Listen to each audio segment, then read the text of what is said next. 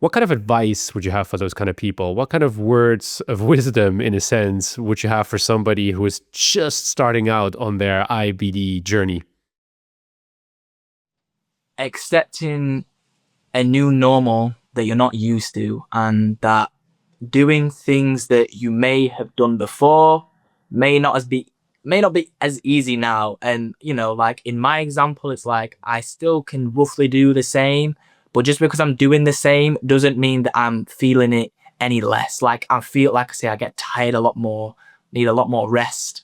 It's like the wear and tear is like a lot more prevalent now. But yeah, I would say that just trying to accept, firstly, like the point earlier that we made, it's like I was embarrassed about it. I was like, oh no, I can't let anybody, like I hid that I even had it for like the first 3 months, because I was like, I don't want anybody to know this. It's embarrassing. And but the more and quickly you do just accept that, you do now have something wrong with you. Like, and the happier you'll be, because again, you just don't want to suppress this emotion, because it's hard living with it anyway, but trying to hide it as well will make it just as bad. And then yeah, I would say just accepting that, okay, this is the new me, and now you're gonna have to navigate life a bit differently, and things might be harder.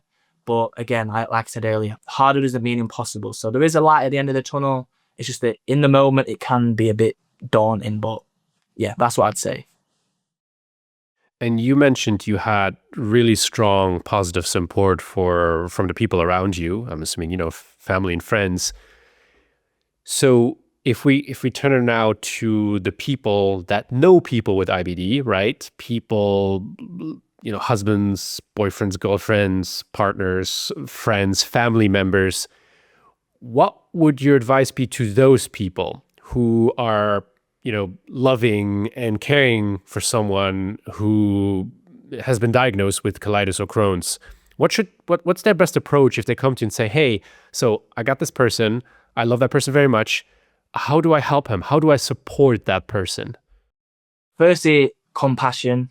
Just be so compassionate towards them, because you are so isolated in that moment. From your diagnosis, that person now, we are only here once. We have one life, and I've never experienced this before. You've never experienced it before until you got it. It's our first time, right? So it's so scary. It's so like confusing. It's so isolating. So I'd literally just say, be compassionate and understand that even if we look okay, most of the times we're not. And like a lot of people, like, we can't be that bad if you go gym. It's like, what? I don't even get that argument. Like, I went to gym feeling like shit, but I didn't want to just sit in bed, because that made me feel probably even worse. So I went to gym and it made me feel better.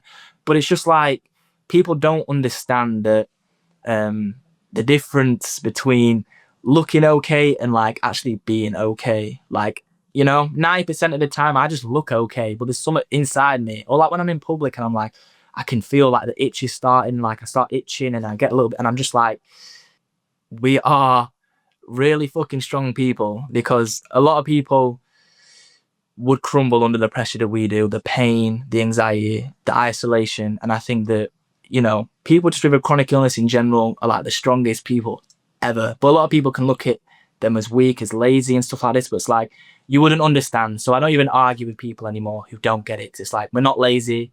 We do want to do things if our body allows it, but sometimes it doesn't. So yeah, just be more compassionate. Be more compassionate.